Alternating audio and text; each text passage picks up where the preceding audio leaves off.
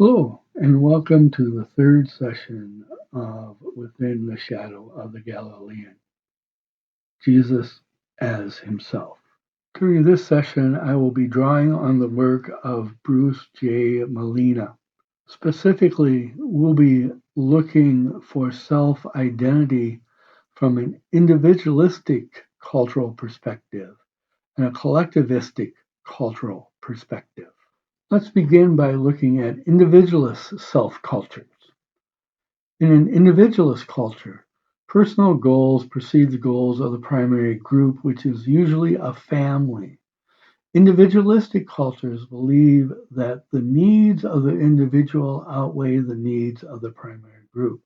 And the purpose of the primary group is to facilitate the self realization of each individual in the primary group. Social behavior in an individualistic culture is largely determined by personal goals. The virtues of an individualistic culture include self-reliance, bravery, creativity, solitude, achievement orientation, concern for human rights and personal rights, pragmatism, freedom, competence, and satisfaction. In an individualistic culture, individual identities are more important than group identity. In individualist cultures, there are norms that are loosely imposed, with boundaries that are not sharp or clear, but are highly permeable. Social perception in an individualistic culture is dominated by an individual's chosen in-group, leading to weak attachments. In an individualistic culture, the language is low content, which means the content of a language is highly developed and spelled out in a detailed, large vocabulary. Individualistic cultures emerged only where the European Enlightenment values have become prominent, and agriculture has become the occupation of a very few. Individualistic culture has underpinned the emergence of the Industrial Revolution and has led to the cultural need of immediate gratification. In our world today, 20 to 30% of the world's population live in individualistic self cultures, including people in the United States. Let's turn now and look to collectivist self cultures, or collectivist cultures for short. In a collectivist culture, primary group needs precede individual or personal needs. Collectivist cultures believe that the needs of the primary group, which is usually a biological family, outweigh the needs of the individual, and the purpose of the individual is the well-being of the primary group. Social behavior in a collectivist culture requires the defense of the primary group. Virtues of a collectivist culture include honor, family integrity, solidarity, duty, honor, obligation, security, tradition, obedience, and dependency. In a collectivist culture, group identity and cohesion are more important than individual identity. Collectivist culture has norms that are strongly imposed, with boundaries that are sharply defined. To violate primary group boundaries is to risk one's life.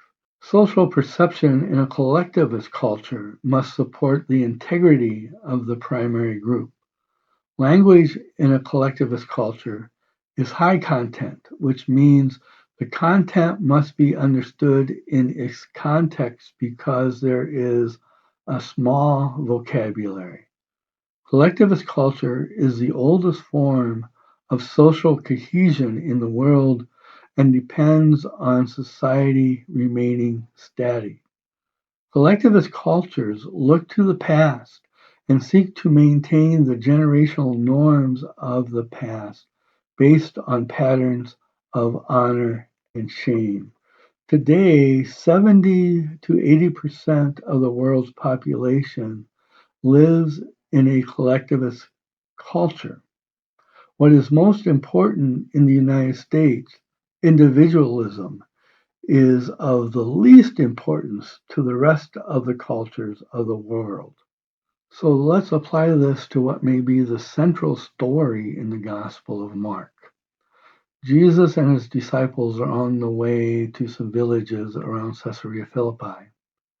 And on the way, Jesus asks his disciples, "Who do people say I am?" Eventually, Peter, on behalf of the disciples, answers, "You are the Messiah." And Jesus then warns them not to tell anyone about him. Jesus then goes on to predict his death and tell his disciples the importance of the way of the cross, that the way of the cross is to deny themselves and follow him. Since we live in an individualistic self culture, it is easy for us to see this story as a story identifying Jesus as the Messiah, Jesus asking his disciples to keep it a secret, and then talking about the importance of his death and the significance of the disciples denying themselves, taking up Jesus' cross, and following him. The problem with this understanding of the story is that Jesus did not live in an individualist self culture, but in a collectivist self culture. For us, it makes sense that Jesus would identify himself as the Messiah and keep it secret, or ask his disciples to keep it secret. But in a collectivist self culture, identity is always wrapped up in primary group. And as we look for the Jesus of history, there is something significantly off center about this story within the life of Jesus. The problem is the story makes great sense for Mark and Mark's community after Jesus' death and resurrection, but it makes little sense for Jesus and the identity of Jesus' community before his death and resurrection. So for Mark and his community in a collectivist self society, this story makes a lot of sense because their self identity as individuals within community is based on Christ crucified and them taking up Christ's cross and following him. So this story helps us find the primary group that the author of Mark was part of, but does not help us find the primary group that Jesus was part of. This story works really well for us today because it is all about an individual's self-identity and self-understanding where there is no need for a primary group connection. And it works really well for the author of Mark that has a primary group and a collectivist self-understanding based on the crucifixion and resurrection of Jesus Christ and taking up a cross and following Christ. The reason it doesn't work for Jesus as we quest for the Jesus of history is because in the ancient Mediterranean collectivist self culture, personal identity, self identity are wrapped in with the primary group that you are part of. And Jesus cannot be part of a group that's primary identity is about his crucifixion. So, is there anywhere else in the Gospel of Mark and other Gospels where Jesus talks about denial in a way that is about something else other than the cross? And indeed, there are. There are a number of stories that talk about Jesus calling people to deny their biological family and form new families, new primary groups, with Jesus as the head of those families or that family. The story of Jesus' life seems to be Jesus risking himself by leaving one family to find another family. Remember, in collectivist-self cultures, you don't make it on your own, you make it as part of a primary group. So Jesus' first primary group of his life is his biological family. But then, at the risk of his own life, it seems he goes to join John the Baptist and John the Baptist's primary. So Jesus' baptism, as it appears in the Gospels, is not a single event, but is a transition from one primary group to a second primary group. We do not know how long Jesus was part of the John the Baptist primary group, but clearly it seems he spent time in the John the Baptist primary group, probably until John the Baptist is arrested. It seems that Jesus, after John the Baptist's arrest, begins to develop his own primary group by gathering disciples together, probably among people who are at risk because they were no longer a member of any primary group, like a biological family. Some may have been members of a biological family or another primary group, but maybe for economic reasons had to switch loyalties from one primary group to another. Others may have joined the Jesus group because they were socially outcast. Still others may have joined the Jesus group because they had been cast out of their previous group for medical reasons.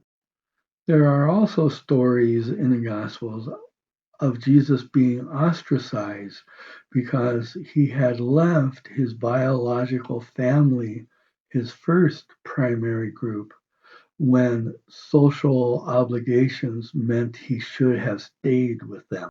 So, questing for the historical Jesus means to search for a person who left one collectivist-self culture primary group in his biological family, joined the John the Baptist primary group, and then developed his own primary group and the self-identity of that group. So if the group that Jesus led is not a group that finds its primary identity in his death and resurrection, what kind of primary group could it have been? Let me suggest it is a new type of family group. Let me suggest it is a new family group based on Jesus' teaching and ministry of the kingdom of God. A primary group we could also call the household of God.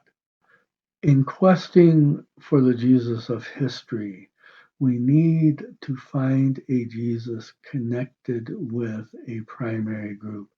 Indeed, a Jesus who becomes the leader of a primary group, and how he becomes a leader of a primary group, and how those primary groups stay together not only during his life, but after his death, and begins to proclaim the message of resurrection. Jesus as himself is intimately intertwined with the primary group that he develops during his life. This group we can call the kingdom group or the household of God. That group is significantly transformed after his death, but what we want to do is explore for the Jesus of history. And how may Jesus have begun to gather that primary group together? What others thought of Jesus was more important than what Jesus thought of himself in a collectivist-self culture within the ancient Mediterranean world. So we have a number of people during Jesus' life who have no or little connection with other primary groups that somehow come into the orbit of Jesus and they form a new primary group. How's that happen? Well, in our next session, we will begin to explore how that happens in a session called Dynamite.